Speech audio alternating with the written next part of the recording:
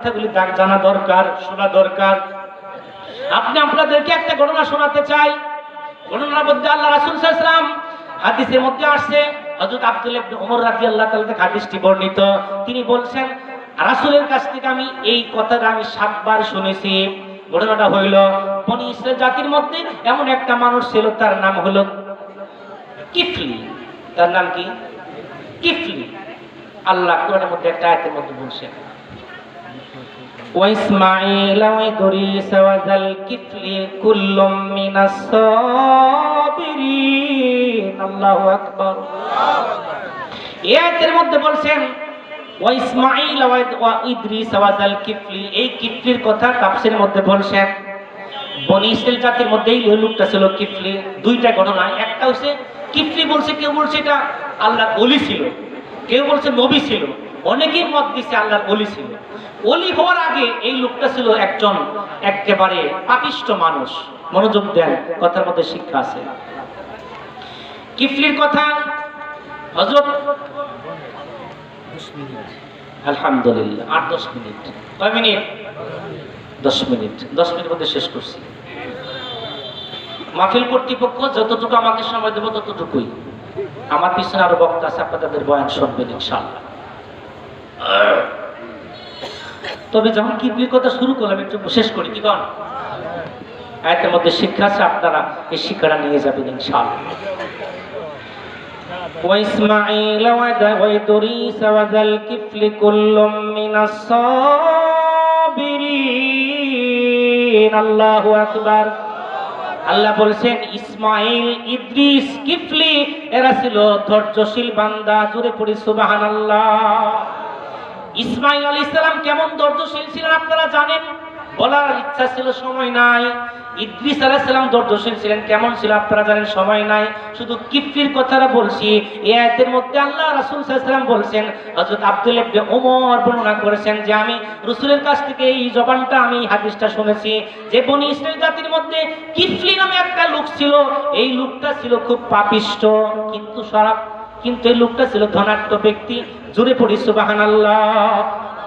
পাপিষ্ঠ আর কি ছিল? ধনাঢ্য ব্যক্তি, অর্থাৎ সচ্ছল ব্যক্তি।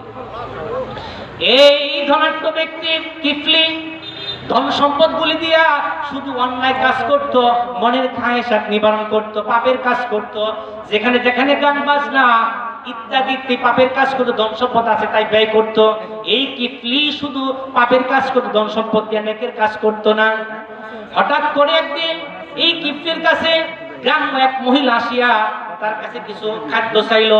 ওই মহিলা আসিয়া বলল, এই কিফলি, আপনি তো ধনী মানুষ, আপনি তো প্রভাবশালী, আপনি তো ধনী মানুষ, সবার জন্য শিক্ষা, আপনি তো ধনী মানুষ, আমার ঘরে খাবার নাই, আমার পেটের মধ্যে অনেক ক্ষুধা, আমি আপনার কাছে কিছু সম্পদ চাই, কিছু সম্পদ দেন। কিফলি বলল, আমার কাছে সম্পদ আছে, কিন্তু তোমার ভাগ্যে আমার সম্পদ নাই, আমি তোমাকে সম্পদ দিতে পারবো না। আমার কাছে কোনো অভাবী আসলে আমি তাকে সম্পদ দেই না। তবে হ্যাঁ, দিতে পারি একটা শর্তে, তুমি যদি আমার প্রস্তাব মেনে নাও। বলে, কি প্রস্তাব? বলে, আমার প্রস্তাব হলো আমি সম্পদ দিব, তোমার যা দরকার, তোমার ক্ষুধা, তোমার অভাব, আমি সব দূর করার জন্য তোমাকে সম্পদ দিব, যত ইচ্ছা তত সম্পদ দিব। আমার প্রস্তাবে তোমাকে রাজি হতে হবে। কি প্রস্তাব? বলে, আমি তোমাকে চাই আমার খায়েশাত নিবারণ করার জন্য। বলি একবার জোরে নাউজুবিল্লাহ। কথা ভালো করে বোঝেন, তাফসীরের কথা বলছি। এই কিফলি ব্যক্তি এত ধনাঢ্য ব্যক্তি ছিল, ধন সম্পদ শুধু পাপের কাজে ব্যয় করত। ওই ক্ষুধার্ত মহিলাটা আসিয়া বলল, ও কিফলি, আপনি তো ধনী মানুষ, সম্পদশালী ব্যক্তি, আল্লাহ আপনাকে অনেক সম্পদ দিয়েছে, আপনি আমারে খাবার দেন, আপনি আমাকে কিছু সম্পদ দেন, আমি আমার পরিবার নিয়ে চলবো। বলল, তোমার জন্য কোনো বরাদ্দ নাই, সব বন্ধ। দিতে পারি, কি শর্ত? তোমার দেহটা আমি বুক করতে চাই। মহিলা ক্ষুধার্ত অবস্থায় এখন কি বলবো, এক পর্যায়ে রাজি হয়ে গেল। বলে, আমাকে সম্পদ দিবেন, আমি আপনার প্রস্তাবে রাজি। বলি একবার সুবহানাল্লাহ।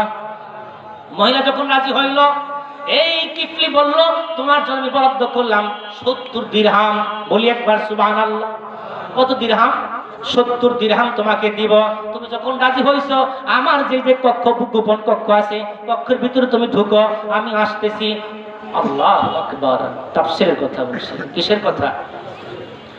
ও যুবক ভাইরা, সম্মানিত মা বোনেরা, আপনি এখান থেকে শিক্ষা নিয়ে যাবেন, ঘটনার মধ্যে অনেক শিক্ষা আছে। এবার মহিলা ক্ষুধার যন্ত্রণায়, খাদ্যের অভাবে, খাদ্যের জন্য রাজি হইয়া কক্ষের ভিতরে ঢুকলো। ঢোকার পরে কিছুক্ষণ পরে কিফলি এই কক্ষের ভিতরে ঢুকলো। ঢোকার পরে দেখতেছে, বাবারে, ঢোকার পরে দেখতেছে কিফলি লক্ষ্য করে মহিলার দিকে তাকাচ্ছে। তাকায় দেখে কিফলি যখন তাকায় দেখে মহিলার দিকে, মহিলা দরধর করে চোখ থেকে পানি ঝরাচ্ছে। মহিলা শুধু কাঁদতেছে। কিফলি লক্ষ্য করে বলল, মহিলা, আমি কি তোমাকে জোর করে এখানে আনি নাই? তুমি তো রাজি হয়েছো, তোমাকে দিব আমি 70 দিরহাম, তুমি কেন কাঁদছো? ওই মহিলা জবাব দেয়, ও কিফলি বাদশা, তোমাকে আল্লাহ সম্পদ দিয়েছে, আমি হলাম অভাবী, ক্ষুধার্ত। তোমার জন্য সম্পদ, তোমার কাছে আমি সম্পদের জন্য আসছিলাম।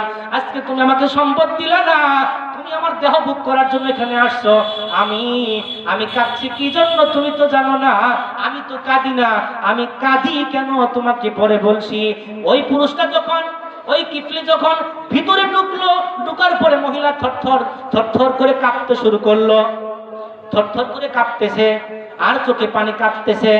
কিফলি বলল, মহিলা, কাঁদো কেন, কাঁপো কেন, তোমার কিসের ভয়?